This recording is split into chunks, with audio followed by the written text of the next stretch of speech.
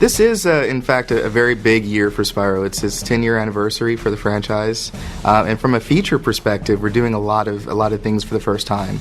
First and foremost, Spyro can fly at any point now. The player can basically, take to the skies whenever they want at any level.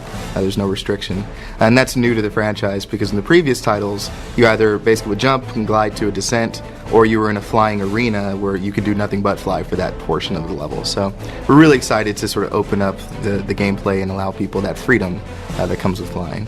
For the first time, you can play as both Spyro and Cinder, and you can switch between the characters at any point just by a tap of a button, and each character has their own unique moveset and abilities. And also we're supporting drop and drop out co-op, so you can play with your friends, play with your brother, mom, dad, what have you. And you can each take control of one of the dragons and play together. So we're really excited about those features. The cooperative play is local only. We're not supporting online, but you do share a screen, so it's not split screen. We really tried to differentiate each of the characters. So Spyro, being sort of this rare purple dragon, can harness all of the elements. So you can breathe fire, electricity, ice, and earth. Whereas Cinder, given her backstory, she was basically a villain in one of the previous titles. Given her sort of darker roots, her abilities are more sort of tapped into that dark side of things, so she can harness shadow, poison, fear, and wind. So each character has a very, very diverse and unique moveset. The biggest challenge was figuring out how to work in free flight with two-player. Because there's one person may want to fly this direction, one person may want to run, on the ground in another direction. So it's figuring out how to handle two-player cooperative play with this flight ability.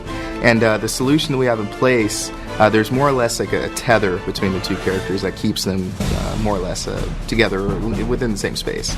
Because it's a sort of like a bungee, it has an elasticity to it, so that the moment you start to sort of test it, or the tension of that sort of bond between the two characters, you know that you need to start coming back towards one another, and it's very gentle the way it sort of like keeps you together on screen. So it works really well. We've always wanted to make Spyro a true E for everybody, in the sense that something that we think kids can enjoy, teenagers or adults, hardcore gamers or sort of more casual gamers.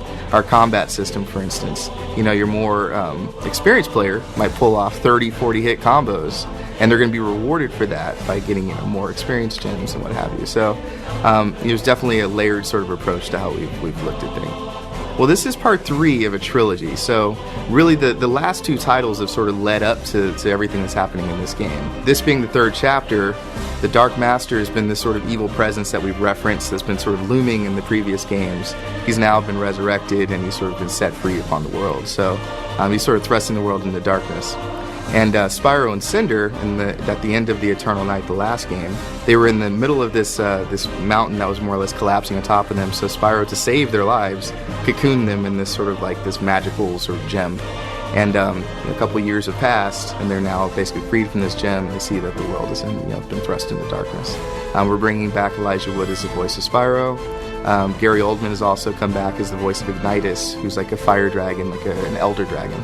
We have Wayne Brady voicing Sparks. He's a funny man, and it was great just bringing him into the studio. For Cinder, we have Christina Ricci as the voice of Cinder, so we're really excited about her role this time. And then we have Mark Hamill as the voice of the Dark Master. So again, just all-star cast. And then don't want to forget, Blair Underwood is also the voice of Hunter, who's like this cheetah warrior. So all-star cast. It really feels like you're playing through a Pixar or Disney film. The Legend of Spyro Dawn of the Dragon will be released on PlayStation 3, Xbox 360, Nintendo Wii, PlayStation 2, and the DS. And it'll be out this October.